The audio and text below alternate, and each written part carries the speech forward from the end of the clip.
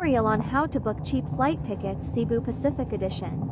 Una, ilagay mo yung from Manila. Tapos, kung saan mo gustong pumunta, so to Kansai.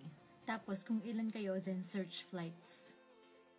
Tapos, mapupunta ka dito sa parang kalendaryo. Piliin mo yung mga nakapiso kasi yun yung piso sale. Then, press mo yung select dates.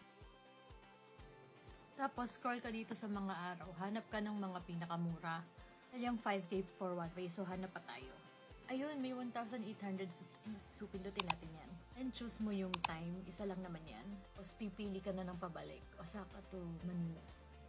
Yan, scroll lang tayo hanggang sa makakita tayo ng mura.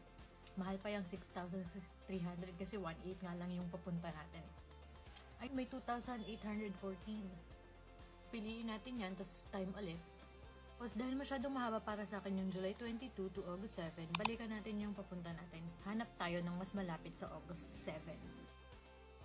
Gusto nyo yung mga content na ganito, follow, like, and share. Ayun, July 30 may 1,850. So, pindutin natin yan. Pili ulit ng time.